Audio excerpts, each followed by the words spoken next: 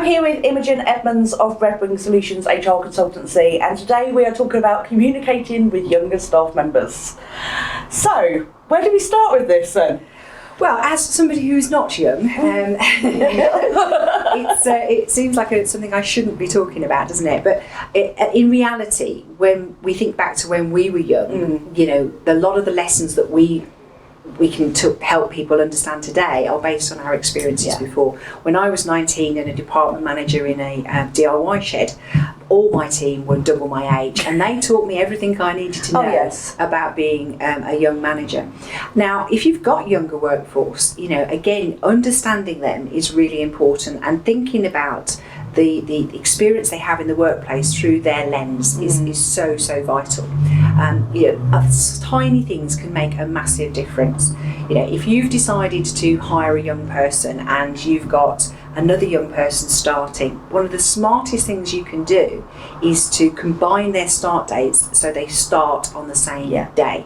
Now, that might mean that one person's start date is put back a week and another person's is brought forward a week. Whatever you need to do, the chances of those new starters being successful because you have combined their start date is worth the effort. And I've seen over the years huge successes by making people feel that they were a cohort, that they were having a shared experience, regardless of whether one's working in one room and one's working in the office. It doesn't matter.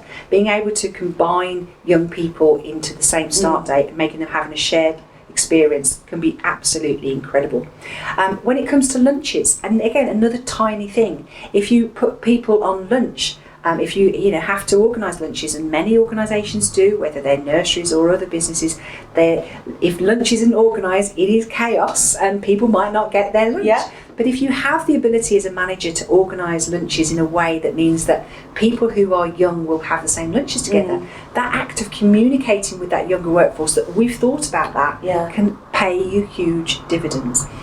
We've got to talk about social media. Of course. Everyone over the age of 20 thinks that everyone's old who uses Facebook. And if you are using Facebook in your nursery, that is because your customer is on Facebook. What you can find out is that your younger workforce will introduce you into other social media. And remember, parents of your setting may well more reflect the youth of your workforce than they do the age of the owners. So embrace that. If you've got a younger person who works for you who's saying, I can get this advert that you've got out for new people onto Instagram, embrace them. Physically, because this is HR. Don't encourage a physical embracement anymore, because you can get into trouble. No, only joking. But embrace their desire to help you. If they say to you, look, we could do a TikTok video and this could create X number of views for the fact that our nursery does X, Y, and Z, within the parameters of what we should do with people's images and children and data protection, go for it. You know, the embracing new technology is fantastic, and the younger workforce will often give us that encouragement to embrace social media and new technology in a way that we wouldn't. I could talk about AI, but we haven't got the time. But that's a huge area where the youth will have a very different view to AI than perhaps us in the older generations. And if we don't embrace AI, we will be left behind. Yeah, absolutely. And I think, when I'm thinking about communicating with younger team members, is remembering that actually, firstly, there is sometimes you accidentally fall into an old people shtick of going, well, when I was that age. And actually, when you really look at it, you probably weren't like that when you were that age. That's a very idealised version of you.